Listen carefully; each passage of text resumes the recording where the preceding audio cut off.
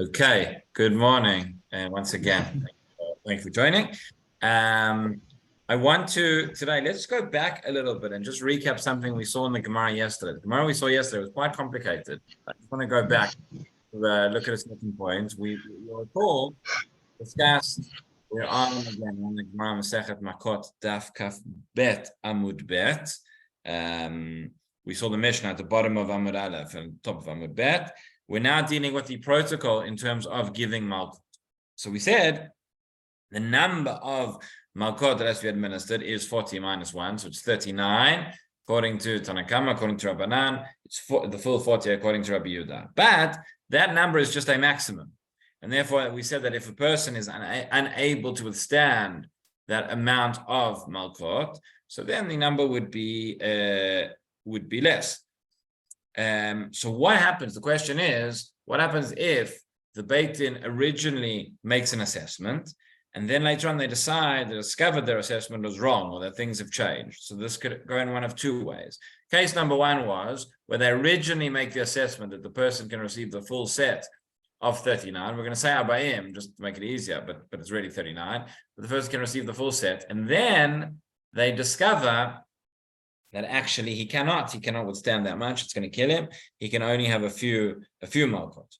Or alternatively, we have the case which is the other way around, whereby Beit Din says, no, he can only withstand a few. They give him his Makkot, and they say, wait a minute, actually, this guy is healthy enough. He can go through. He can get the full set. Okay. So in both of those cases, what the Mishnah told us was that if they had they'd already given him the lashes, then we go by the more lenient position, right? In other words, if they started to give him if they started giving him the Makkot, and then they discovered that they originally said he was going to get the full set, and he started getting the Makkot, and then they see that he can't take all of them, so we say, okay, since he's already had some, that's enough, and he's now exempt. If, on the other hand, they say that they think he's only going to get some, and he gets those some, and then they realize he can get more, they say, no, he's already had some, he is exempt. Okay, that was the point. The deal from the Mishnah was that in both directions, it said, in both directions, it said, laka, that it would be, right? Have a look at the bottom of Amud Aleph. It says, the last few words, amdu lekabel habayim, right? They assessed that he could receive all 40, and he received some of the Makkot, and then then he's going to be patur. And then when he same in the opposite direction, if they assessed that he could receive 18, and then he got the lashes, and then they did not, and then they assessed that he could actually receive the rest, so he's going to be exempt. Right, so in both cases, the Mishnah says laka. So what do we learn from that? What do we infer from there? That had they not, what comes out of this is the following: had they begun to give him the Makkot, then we're going to go by the more lenient assessment, whether it's the original one or the second one.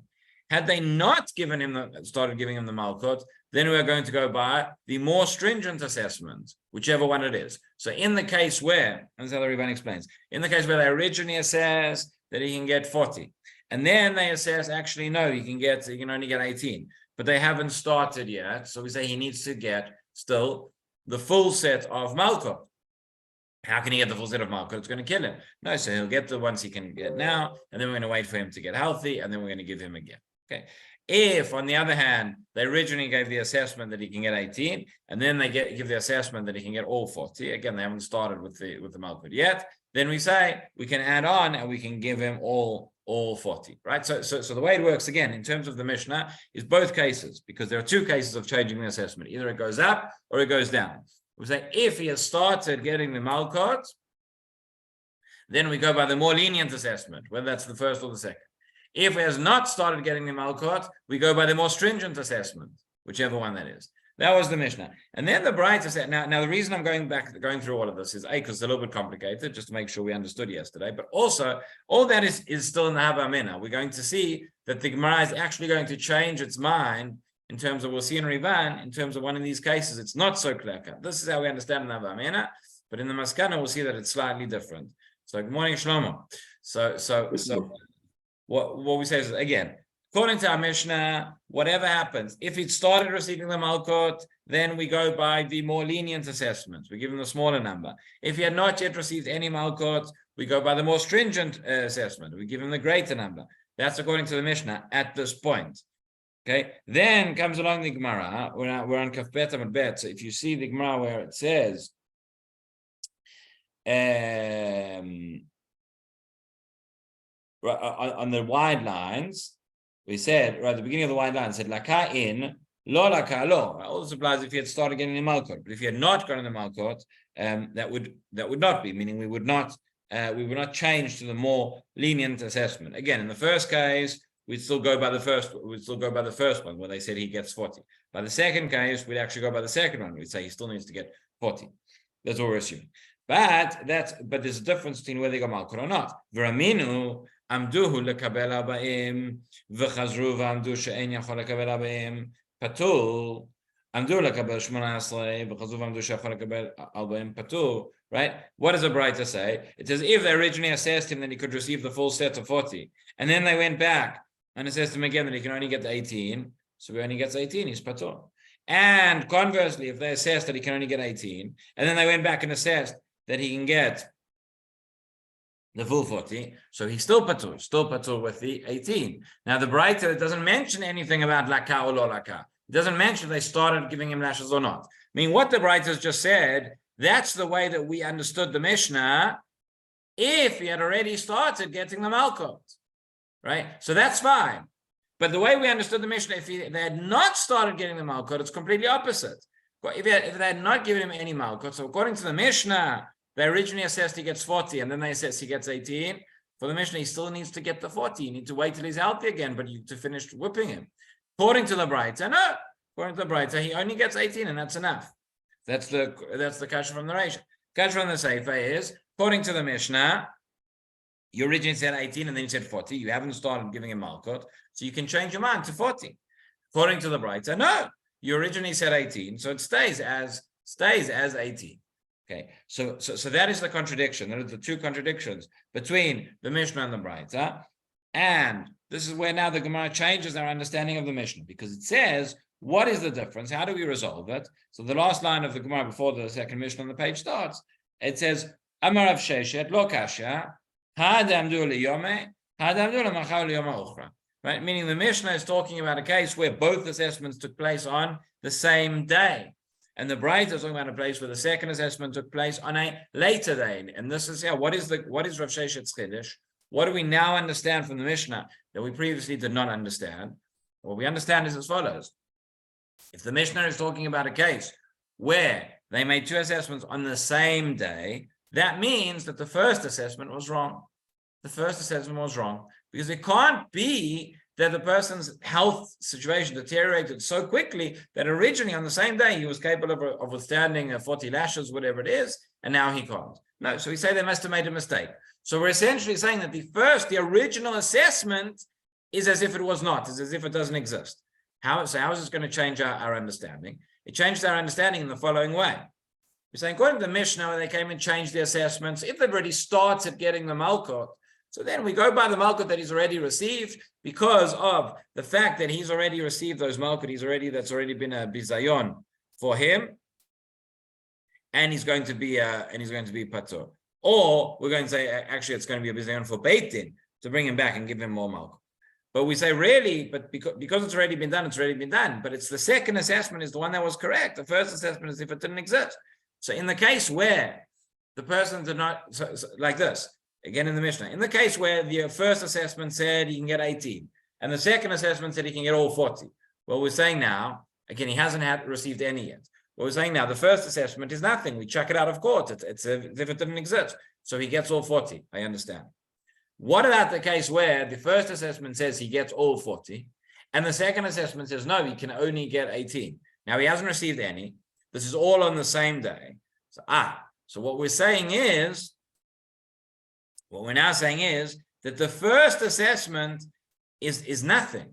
The first is, it was just a mistake, as if it wasn't there. So originally we understood the Mishnah and Hava Mina to be, no, we have to wait until he's healthy enough and then he can receive all 40. No. Now, according to the conclusion, the way Rivan explains it is, since the first assessment was surely an error, so the second one now says that he gets a few, whatever. So he says, Rivan, actually now, in this case, we say there is no assessment. We have to wait until he's healthy, and then Beit Din will come along and they'll give him another Omed. The point is that that's the case that changes. The point is that two assessments on the same day, we completely chuck the first one out as if it didn't exist. That is the conclusion. That is the conclusion of the Gemara. So let's just see that again in the Rivan, who explains all of it. Again, according to the Mishnah, now that we're saying that both the assessment, the Omed Rishon and the Omed Sheni, were on the same day, if he's already gotten Makkot, so we mistapek with the Makkot that he's received in Beit Din. If he's not yet received Makkot, we go by the second Omed because we said the first one didn't exist. If we're dealing with the case of the Braita, with the first and the second assessment were on different days, so there, whether we've started the Makkot or we've not started the Makkot, in that situation we go by the more lenient assessment, and he gets the smaller number. So have a look at Rivan. Rivan Aviyah that says the long one says Hadam du leyome, near the top of the page, near the beginning of the narrow lines in Rivan. It says Hadam du leyome. Matnitin be'amdu leyome lekabel 40 or 18. Right? Our Mishnah talks about where they assessed him on the same day, however many lashes he can receive.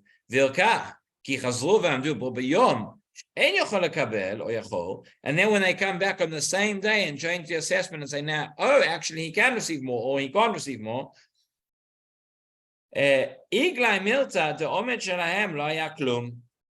is showing us, that is proving to us retroactively, the first assessment was nothing. It was completely in error. Since on the same day, they completely contradicted everything they said. It can't be that the person changed, that the person got weakened so much in such a short amount of time. And we have to say that it was a mistake. Therefore,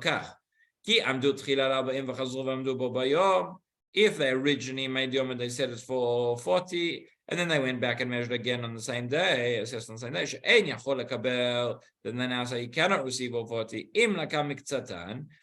If he's already received some of them, right? So there we say, even though right, the first Omed is now incorrect, he's received some Malkot, and therefore he's received the Bizayon, he's been disgraced in Beit Din, and therefore that's enough. However,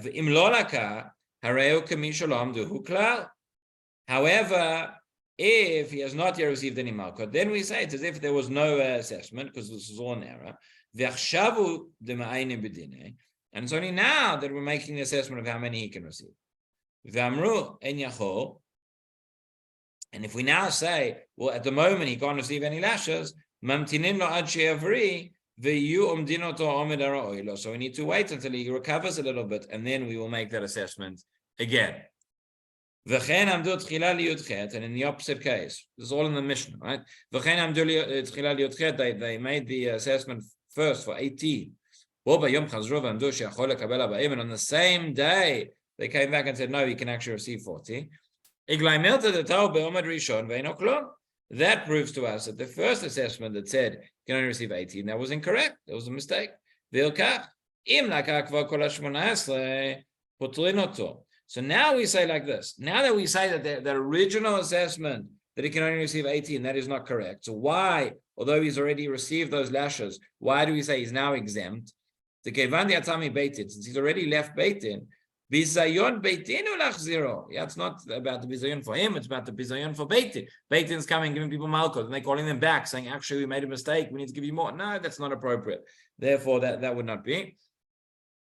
But if he's not come in for these Malkot yet at all, so then then they can add on as much as they want, because the first assessment really isn't anything. Okay, and then says Rivan, the next one, Ubraita. Right?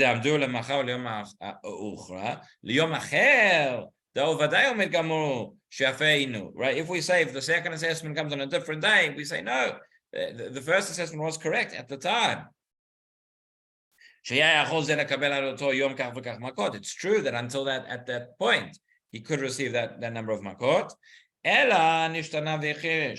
But since then, things have changed and he's become weakened. This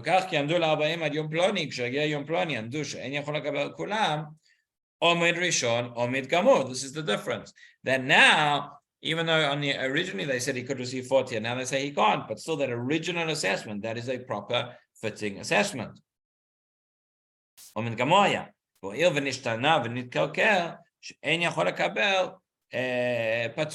now that it's changed, so now he's going to be patur. And again, why is he patur? Because the first assessment was correct and the second assessment is correct. Things have changed. It's immaterial whether he started receiving the lashes or not. He's going to be patur.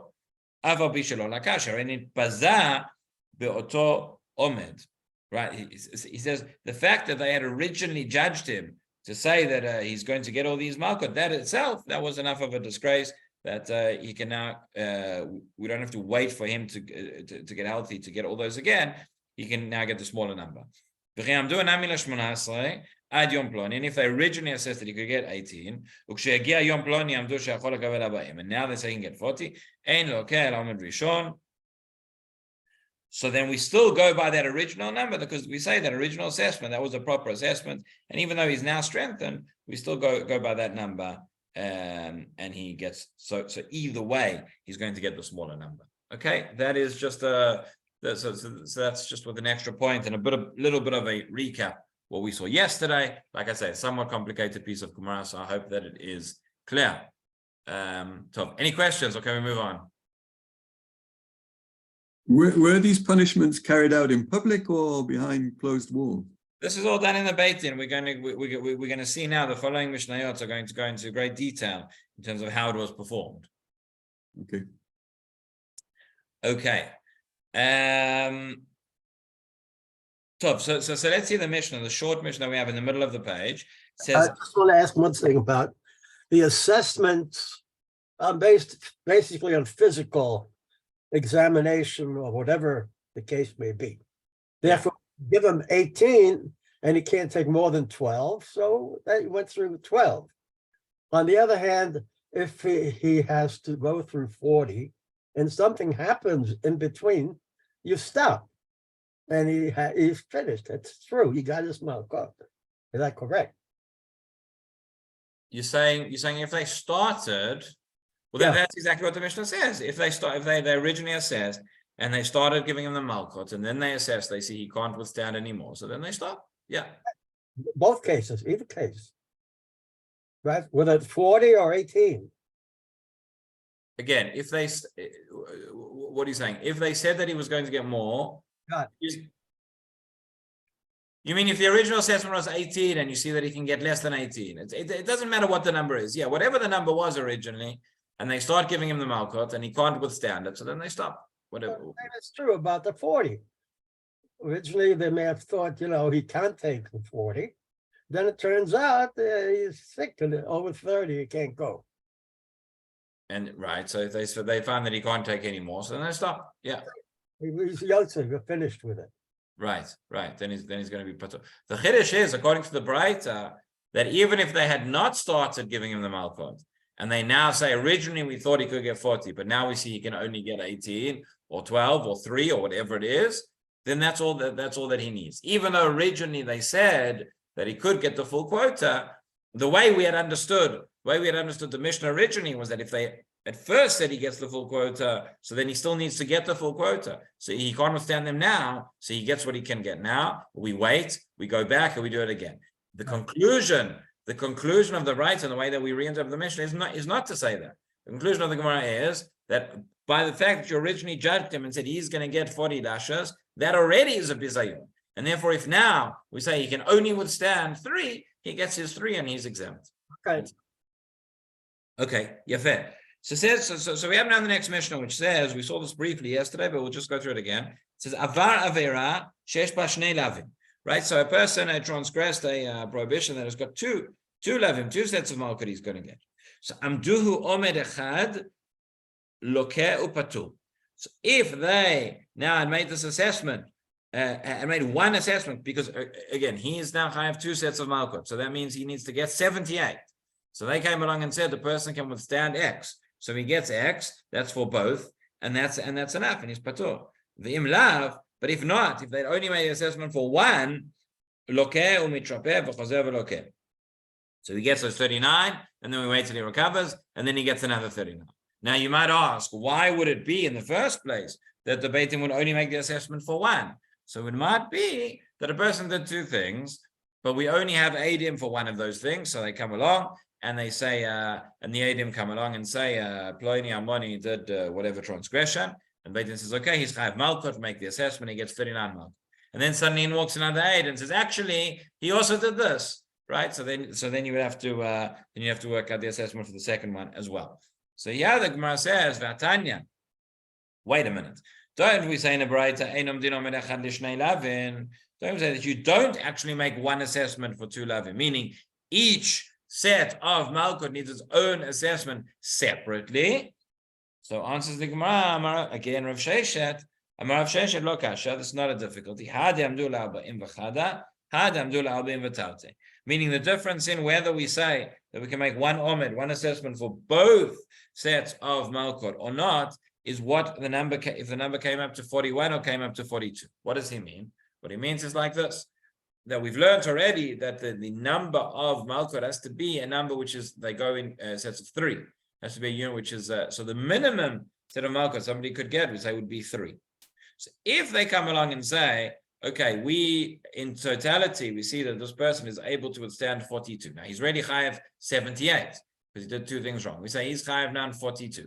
So what we would say is, okay, 42.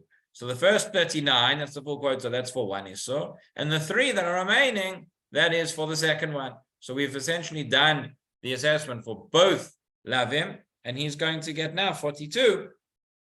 39 for the first and 3 for the other. That is fine. That is a good omed, and that is for both Isurim. However, if they come along and say, well, he can withstand 41. So 41, we know we don't give 41 Malkot.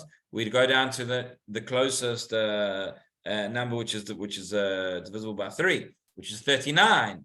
Now 39 is the number that's only available for that's for 1. So essentially what we're saying is we've made an omed that he gets 39. He's going to receive 39 Malkot for one issue that he's done. What about for the other one? Well, for the other one, we haven't given him anything. So we're going to have to wait until he recovers, until he's got his strength back, and then we're going to have to make another omed again. So in the case of 41, whereby it's only 39 or less, Malkot that he's going to receive, there we say that we don't make one omed for both sets. There's only one for one. However, if there was a greater number, and then the second one could be included as well. Okay, that's how Rivan explains over here. You can see Gemara Amdu la'arba'im v'chada. If you have a look about 5 lines down from the wide lines in the Rivan, so the Gemara Amdu la'arba'im v'chada. What if they assessed him for 41? Kol ma she'omdin alav. Right? Anything any assessment which was made until the number 39, all that's going to be for one issue. That is what you get for one set of Malkot. That's 39. Now, if you add to that, even if it's just 3, it's only 42. So those 3 are considered to be the assessment that's considered to be the omed for the other lav which he transgressed. If you'd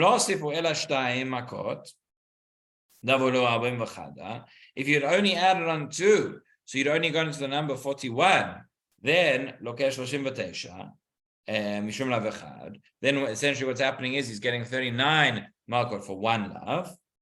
And then we're going to wait till he gets his strength back and he recovers, and then he's going to go back and get Makkot again. That's when you're going to do the omed for the second set. That any number which is not divisible by 3, that is not going to be a number of Makkot that we will give. Okay, so now we are to the next Mishnah on the page. Quite a long Mishnah. Let's just start reading it. We'll carry on. We'll go back and carry on tomorrow. But it says, Kate said Malkinoto. So how does all of this take place? How do they give the Malkut? So kofesh deyadav ala amud elach ve'elach. you have a pole or like a piece of wood where you tie his two hands are tied in front of him, one on one side and one on the other side. The Chazan HaKnesset, the Shaliach Beit Din, the Rishonim talk about why it's called.